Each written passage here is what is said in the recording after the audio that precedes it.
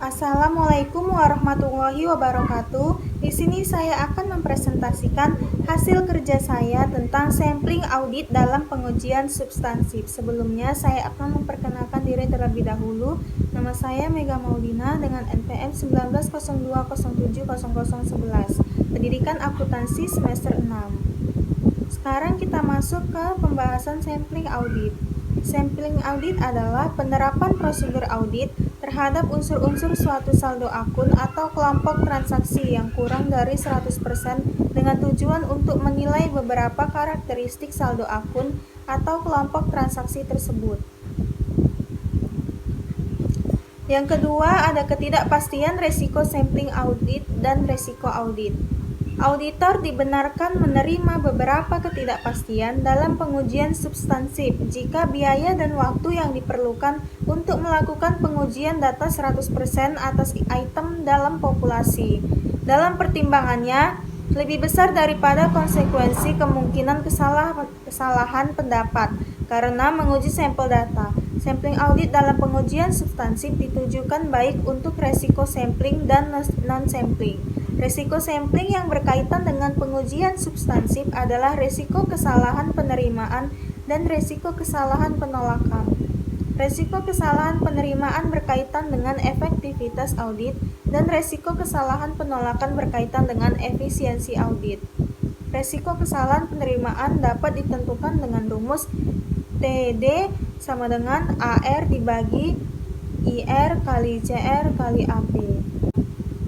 Yang ketiga, ada pendekatan sampling statistik. Ada dua pendekatan sampling yang dapat digunakan auditor, yaitu sampling PPS atau probability proportional to size dan sampling variable klasik atau classical variable sampling.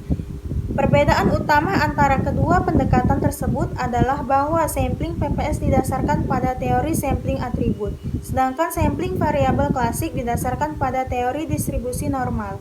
Setiap pendekatan bermanfaat dalam memperoleh bukti yang cukup sesuai standar pekerjaan. Sampling PPS atau probability proportional to size. Sampling PPS adalah pendekatan yang menggunakan teori sampling atribut untuk membuat kesimpulan dalam jumlah nominal, bukan dalam tingkat penyimpanan. Bentuk sampling ini dapat digunakan dalam pengujian substansif atas transaksi dan saldo akun. Tujuan utama atas sampling ini adalah untuk mengestimasi secara independen nilai kelompok transaksi atau saldo.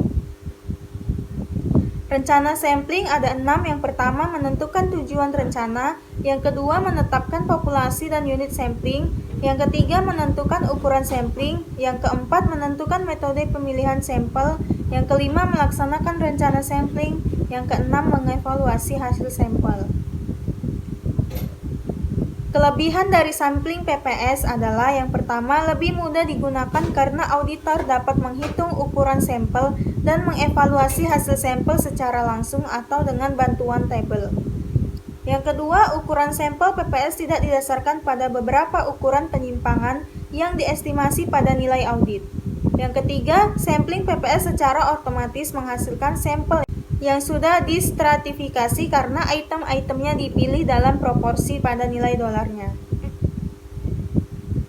Kekurangan dari sampling PPS adalah yang pertama, sampling PPS mengandung asumsi bahwa nilai audit unit sampling harus dikurang dari 0 atau lebih besar dari nilai buku. Ketika kurang saji atau nilai audit kurang dari 0 diantisipasi, pertimbangan perancangan khusus diperlukan. Yang kedua, jika kekurangan sajian ditunjukkan dalam sampel tersebut, evaluasi atas sampel tersebut memerlukan pertimbangan khusus. Yang ketiga, pemilihan saldo 0 atau saldo dengan tanda yang berbeda memerlukan pertimbangan khusus. Sampling variabel klasik. Dalam pendekatan ini, teori distribusi normal digunakan dalam pengevaluasian karakteristik populasi berdasarkan hasil sampel yang digambarkan dari populasinya. Sampling variabel klasik bermanfaat bagi auditor pada saat tujuan audit, berkaitan dengan kemungkinan kurang saji atau lebih saji dari saldo akun dan keadaan lain, ketidaksamplingan PPS tidak tepat atau tidak efektif. Jenis-jenis teknik sampling variabel klasik. Yang pertama ada rata-rata per unit. Sampling estimasi MPU atau mean per unit mencakup penentuan nilai audit untuk setiap item dalam sampel. Tujuan rencana MPU adalah untuk memperoleh bukti bahwa saldo akun tidak salah saji secara material atau mengembangkan estimasi independen tentang jumlah ketika tidak ada catatan nilai buku yang tersedia. B. Diferensiasi. Dalam teknik ini, perbedaan dihitung untuk setiap item sampel dari nilai audit item tersebut dikurangi nilai bukunya. C. Ada rasio. Dalam teknik ini, pertama auditor menentukan nilai audit untuk setiap item dalam sampel berikutnya. Rasio dihitung dengan membagi jumlah nilai audit dengan jumlah nilai buku untuk item sampel tersebut. Estimasi mean per unit atau MPU. Yang pertama, menentukan tujuan rencana sampling MPU. Yang kedua, menetapkan populasi dan unit sampling. Yang ketiga, menentukan ukuran sampel. Faktor-faktor berikut menentukan ukuran sampel dalam estimasi sampel MPU. Yang pertama, ukuran populasi. Yang kedua, estimasi penyimpangan standar populasi. Yang ketiga, salah saji yang dapat ditoleransi. Yang keempat, risiko kesalahan penolakan.